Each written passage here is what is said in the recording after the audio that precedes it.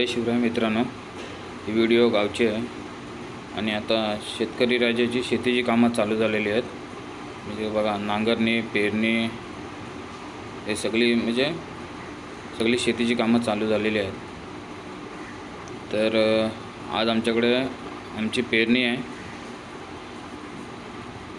बघा आमच्या गावचं सौंदर्य. आता पाऊस पडला आहे, थोडी हिरवळ झालेली आहे. बघा इकडं पेरून झालं आणि आता बाबांनी मैदा घातला.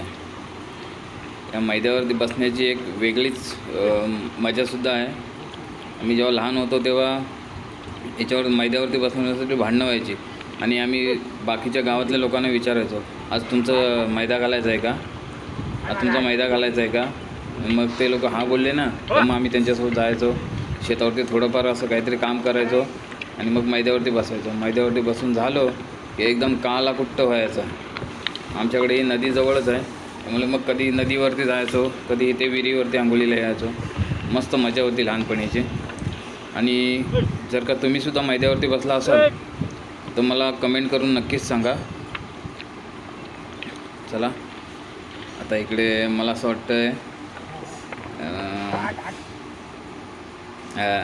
आता सृष्टी बसली मैद्यावरती, कारण की बाबांनी तिला सांगितलं होतं मी तिला मुंबईला जायच्या अगोदर मैद्यावरती बसवेन म्हणून.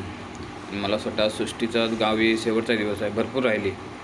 तर राहण्याचं कारण असं झालं की आम्हाला मुंबईला शिफ्ट करायचं होतं ना दोघींना, अंकिताला आणि सृष्टीला. त्यासाठी आम्ही तिला ठेवली होती आणि ती गावी राहते आईबाबांसोबत, लहानपणापासूनच राहते.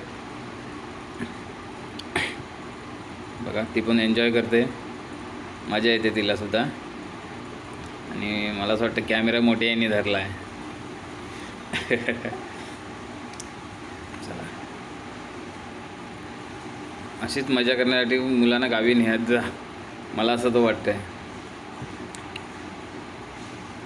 इथं बघा थोडासा बैलांना आराम देत आहे आणि इकडे मोठी आई शेतातले कचरा वगैरे काढण्याचं काम करते.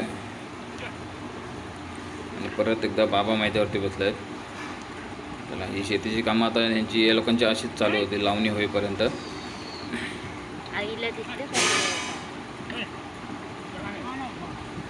बघा मैदा घालून झालं आहे, कशी जमीन एकदम सपाट झाली. आणि हे इकडे जे गवताच्या काड्या वगैरे, काट्या वगैरे, दगड वगैरे असतात ना, ते उचलण्याचं काम चालू पण आहे.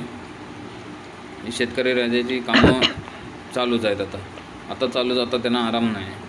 जोपर्यंत लावणी होत नाही तोपर्यंत. लावणी झाली त्यानंतर 1-2 महिने आराम करतील, पुन्हा कापणी, मग झोडणी, हे त्यांचं असं चक्र चालूच राहील. आणि या सृष्टीसाठी आज घरी वेगळाच भेद आहे, कारण ते उद्या मुंबईला येणार आहे ना, त्यामुळे. बघा एवढे शेतावरून दमून वगैरे येऊन पण नातीसाठी बघा पुऱ्या बनतात तिकडे. मग पोळ्या करशील नाही, आम्हाला घालशील ना मुंबईला गाडीवर करून शेनी घालशील ना, मला करून घालशील ना. हो मग तू आता जवळ असेल मग मी येईन का ना.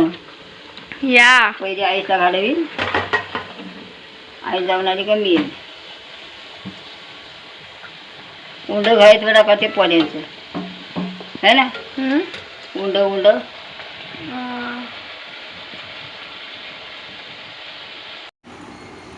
आजी आणि आजोबा घरात असले म्हणजे लहान मुलांना लाड पुरवण्याचं काही लाड न पुरवण्याचा काही चान्सच नाही येते.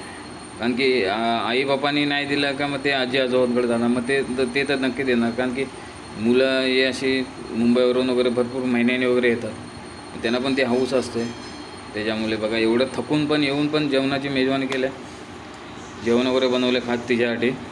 बघा सृष्टी, आणि ही व्हिडिओ सृष्टी बनवते. बघा इकडे चिकनचा रस्सा वगैरे आहे, तिकडे पुऱ्या पापड वगैरे चालले. चला तर बाय, भेटू अशाच एका नवीन व्हिडिओमध्ये. चला बाय.